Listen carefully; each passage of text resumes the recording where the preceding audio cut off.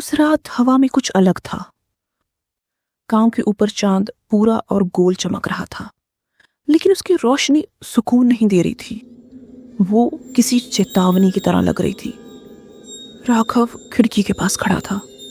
उसे बचपन की वो घटना याद आ रही थी, जिसे उसने कभी किसी से साझा नहीं किया। आज से करीब 12 साल पहले राघव तब सिर्फ 10 साल का था। उसके पिता फॉरेस्ट ऑफिसर थे।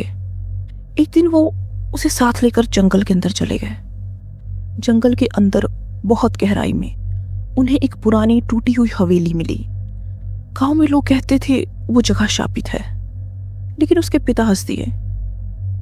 उन्होंने कहा, ये सब तो कहानियां हैं। हवेली के अंदर उन्हें एक अजीब सा कमरा मिला। दीवारों पे जानवरों के पंजों के निशान थे और बीच में एक पुराना लोहे का पिंजरा, और पिंजरे के अंदर सूखी हड्डियां इंसान की।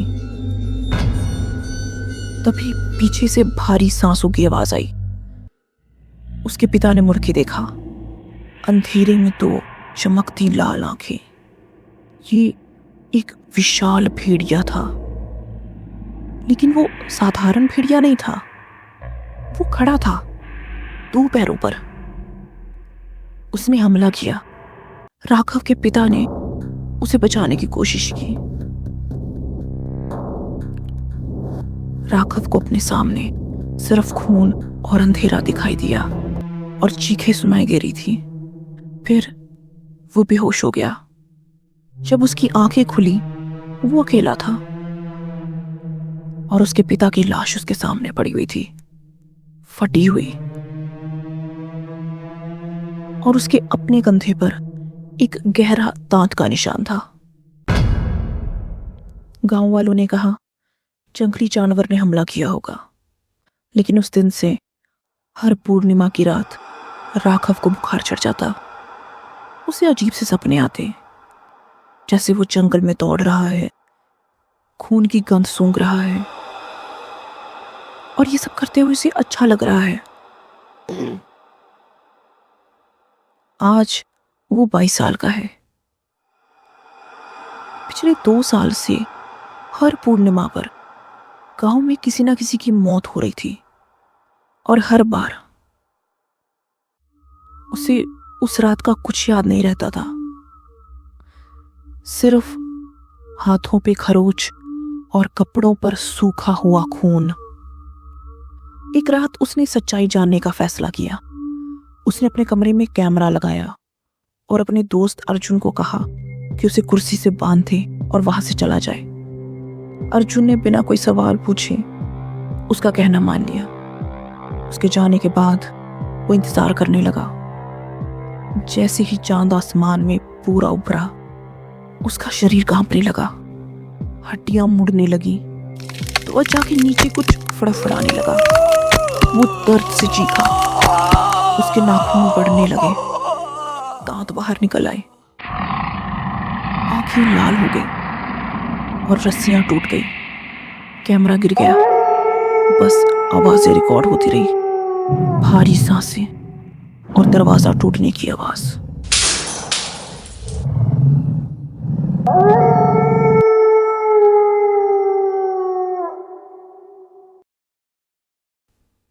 अगली सुबह गांव में फिर से एक लाश मिली।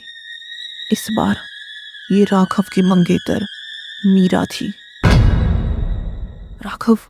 राघव टूट गया। उसने कैमरा देखा। वीडियो में साफ पता चल गया, वो ही था, वो ही भेड़िया मानव था। उसे समझ आया, 12 साल पहले जो दांत का निशान मिला था, वही शाप था। उसके पिता ने अपनी जान देके उसकी जान बचाई, लेकिन श्राप उसके अंदर चला गया। राघव ने तय किया, ये सिलसिला खत्म करना होगा।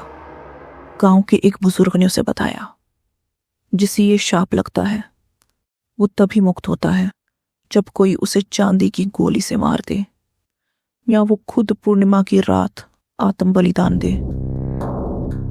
अगली पूर्णिमा राघव अपने दोस्त अर्जुन के साथ जंगल में गया।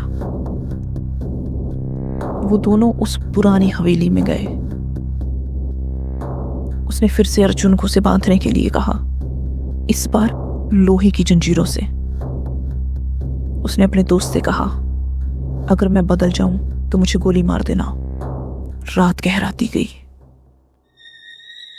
वो फिर से भेड़िए में बदलने लगा, इस बार पहले से भी ज्यादा दर्दनाक। उसकी चीखें जंगल में गूंज उठी। अर्जुन कांप रहा था। उसके सामने उसका दोस्त अब इंसान नहीं था, वो पूरी तरह भेड़िया बन चुका था और वो उस पे हमला करने वाला था। अर्जुन ने कांपते हाथों से बंदूक चला दी। गोली सीधा सीने में लगी। भेड़िया गिर गया। धीरे धीरे उसका शरीर वापस इंसान बनने लगा। आखिरी सांस लेते हुए राघव मुस्कुराया। अब कोई और नहीं मरेगा। उसने इतना कहा ही था कि उसकी सांस रुक गई। अर्जुन ने अगली सुबह गांव में जाकर ये सब बता दिया। सबने राहत की सांस ली। शाप खत्म हो गया। लेकिन अर्जुन को एक बात समझ नहीं आई। जब उसने गोली चलाई थी, भेड़िया उस पर झपटा था और उसकी बाजू पे हल्का सा दांत का निशान रह गया था। पहले तो उसने ध्यान नहीं दिया, लेकिन 30 दिन बाद पूर्णिमा की रात उसे बहुत तेज बुखार चढ़ा। हड्डियां दर्द करने लगी और दूर जंगल से वही आवाज आई, आधा इंसान आधा भेड़िया। शाप खत्म नहीं हुआ था, वो बस एक शरीर से दूसरे शरीर में चला गया था।